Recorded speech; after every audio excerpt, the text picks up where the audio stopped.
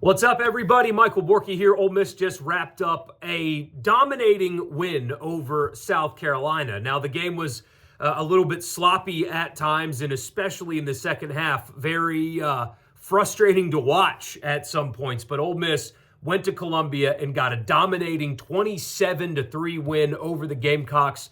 And really, the game wasn't in much doubt. About midway through the first quarter, it felt like Ole Miss was the better football team, and they comfortably cruised throughout this game. So we'll talk about it briefly right here with you, kind of like a quick post-game reaction thoughts. And of course, we will be live again tomorrow for the live stream, as always, on Sunday night. I would invite you please to like the video and subscribe to the channel if you have not already. We do live streams 3 days a week, so hope you'll join me for those. But Ole Miss, again, 27-3. The story was the Ole Miss defense today. Now, South Carolina's offensive numbers aren't particularly good. 313 total yards. Sellers threw for 162. They ran for 151 on 3.5 per carry. But I don't really even think that describes how dominant Ole Miss's front six was for the large majority of this game. They're without Uman Mielen. They got banged up.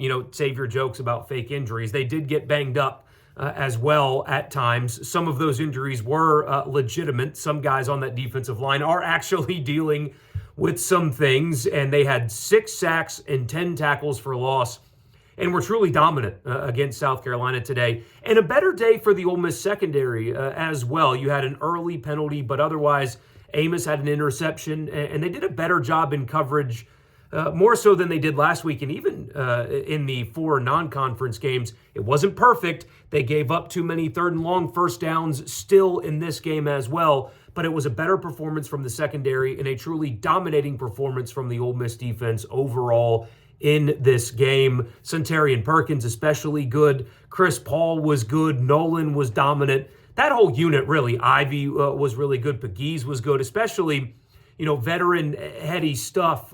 When South Carolina tried that fake punt early in the game, Pegues snuffed it out and forced South Carolina back for, I think it was Chris Paul that ended up cleaning up that play, but it was J.J. Pegues that made the play without making the tackle to snuff that out quickly. So, again, a really dominating performance from the Ole Miss defense today.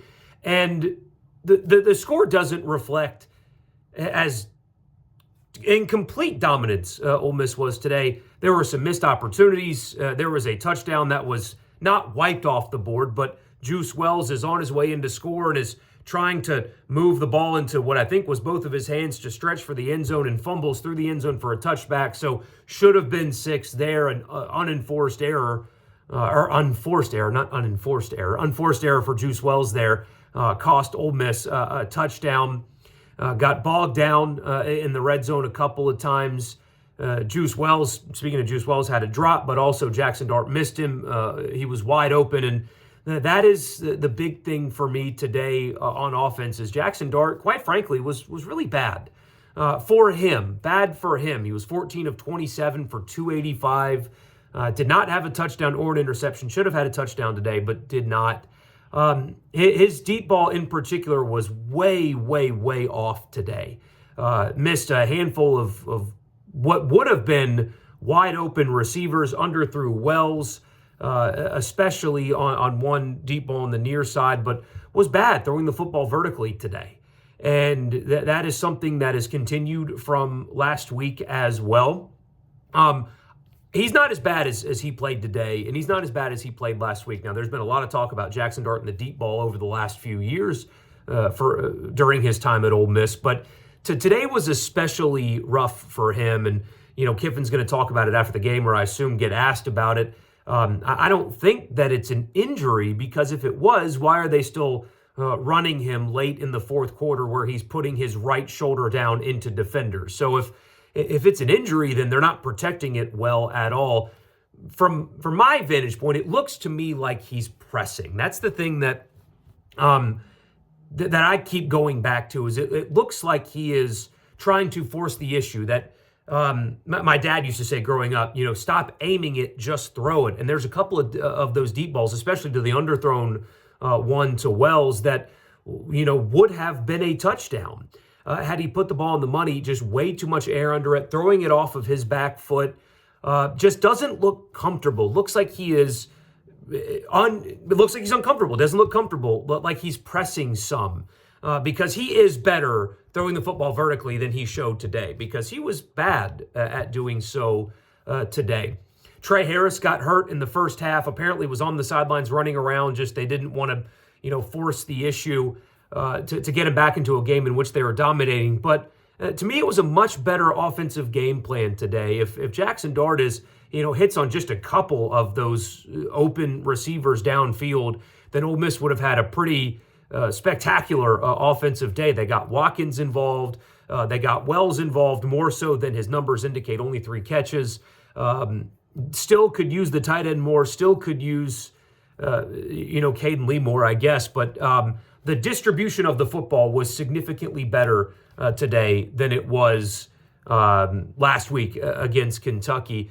Running the football, both Parrish and also Matt Jones late in the game seemingly got hurt, and we don't know the severity of those.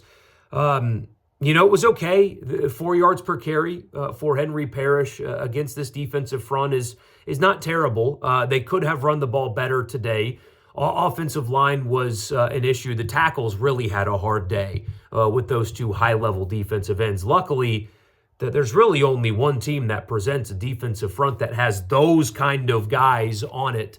On the schedule moving forward, and it's Georgia. Oklahoma also really good defensively as well. But those 2 for South Carolina are special athletes. But Ole Miss struggled up front at times today, and especially in the running game. I thought they pass protected a little bit better than I expected they would against those 2 guys. But still, not a banner day for the Ole Miss offensive line. Couple of inopportune holding penalties as well. The tackles were. They were in hell today.